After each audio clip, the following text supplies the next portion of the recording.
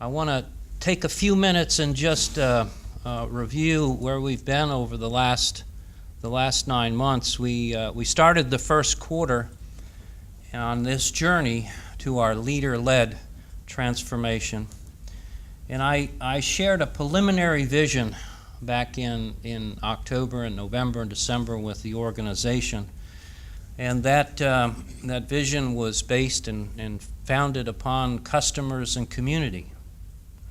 I felt that we needed to focus on our competitiveness, our overall culture, and really our cost structure. I shared with the entire organization how proud I was and how proud the organization should be about its operational excellence, and how, as we go forward in the next phase of development, we need to leverage the historical past performance of outstanding excellence. I indicated that what we needed to do in the future, upon hearing from our customers, was evolve to a culture that passionately focused on winning customer loyalty. We needed to strategically think about how we interacted with key stakeholders and develop those relationships to the benefit of our customers and our community.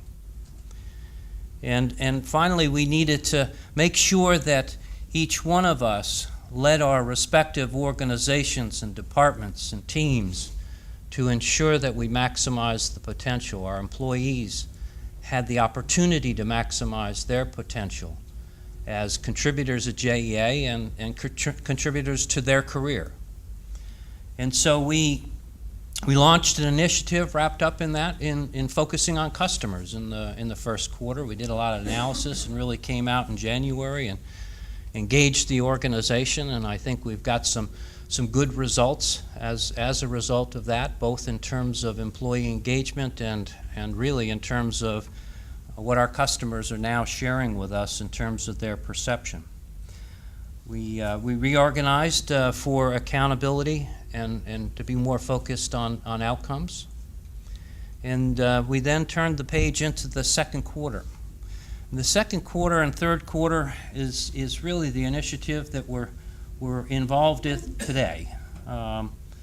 We looked at and performed a very in-depth analysis of our costs and our competitive position in both lines of business.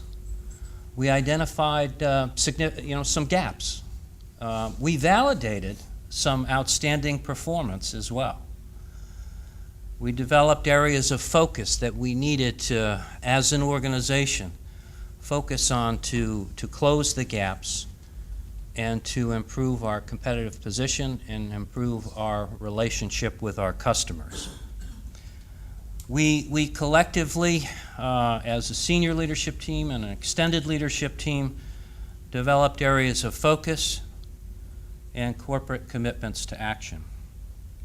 Now, these were all done, and we do have drivers out there. We're not just sitting here thinking of this as an exercise because it's an exercise. I mean, we're doing this because we're being driven to do this by the externalities that we're facing.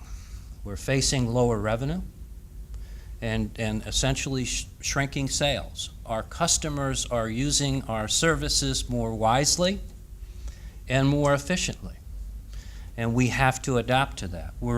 Our costs are increasing, both in terms of the labor and material and supplies components of our cost structure, but possibly more importantly, the regulatory pressure that we're feeling in all sides of our business, whether it's the electric, water, or wastewater.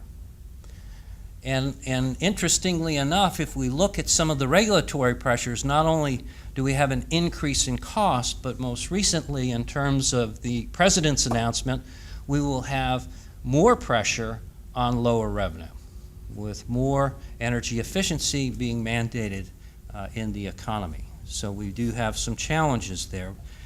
We can wrap that all up with rising customer expectations. So we've got lower sales, higher expenses, rising customer expectations, And let's put in the mix here, and this is the real call for leadership, a workforce in transition. We've got a number of folks that will continue to retire, and we'll have new members on the team that need to join the JA family and align with us to focus on our customers and continuing to improve our business.